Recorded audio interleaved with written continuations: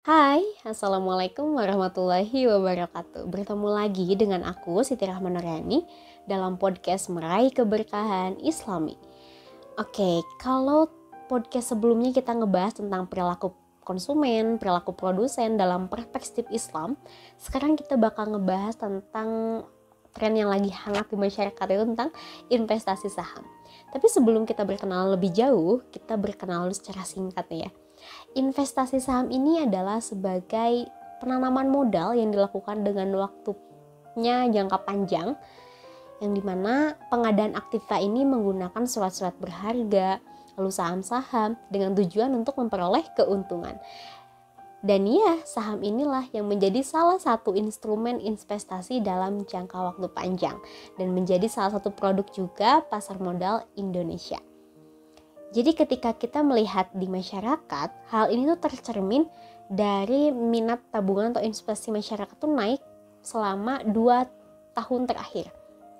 Jadi berdasarkan data per Juni 2022 bahwa simpanan atau investasi masyarakat itu tumbuh sebesar 9,1% secara tahunan. Wah, berarti kenaikannya juga udah bukan main-main lagi ya. Dan yang paling menarik perhatian lagi adalah di sisi demografinya.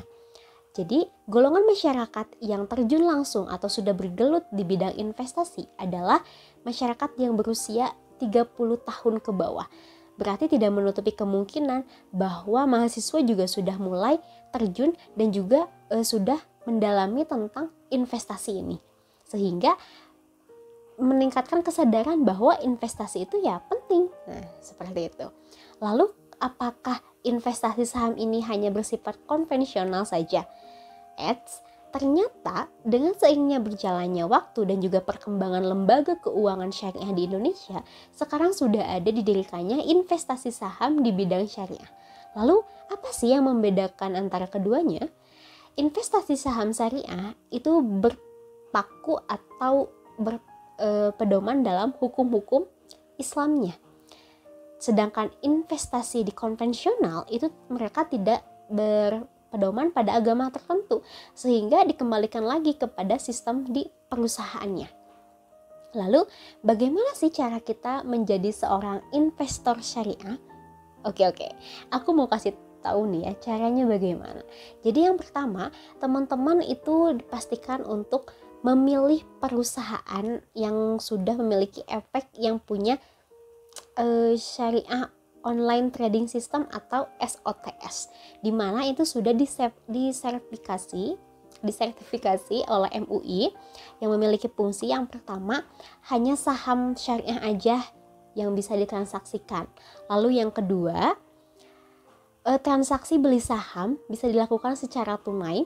Yang ketiga, tidak bisa dilaksanakan transaksi jual beli kayak saham gitu tuh ketika si sahamnya belum dimiliki. Dan yang keempat, adanya pemisahan antara kepemilikan saham dan juga kepemilikan uang. Lalu yang kedua yaitu jangan lupa buka rekening efek syariah. Nah, di sini sistemnya sama aja seperti halnya di investasi konvensional. Lalu yang ketiga adalah pastikan teman-teman sudah terkonfirmasi sebagai investor. Biasanya kalau misalkan teman-teman udah terkonfirmasi nih sebagai investor, mendapatkan nomor rekening efek, lalu ada juga nomor rekening dana nasabah syariah. Itu disertai dengan password, username, ataupun lainnya. Lalu yang keempat adalah transfer uang untuk modal awal dan juga install SOTS tadi. Dimana di investasi syariah itu bisa mulai dengan Rp100.000 saja. Lalu yang kelima adalah kenali lebih dekat tentang investasi syariah yang diinginkan. Jadi teman-teman jangan langsung beli atau misalkan langsung melakukan transaksi saham, tapi kenali dulu lebih dekat mengenai jenis investasi saham yang diinginkannya. Itu bisa dilihat dari daftar efek syariah yang dikeluarkan oleh OJK kayak gitu. Jadi teman-teman tidak akan ragu lagi deh untuk memilih si jenis investasi ini. Oke, mungkin cukup sekian yang bisa aku bagikan tentang pada kesempatan kali ini. Semoga bermanfaat dan terima kasih atas perhatiannya. Sampai bertemu lagi di podcast selanjutnya. Wassalamualaikum warahmatullahi wabarakatuh.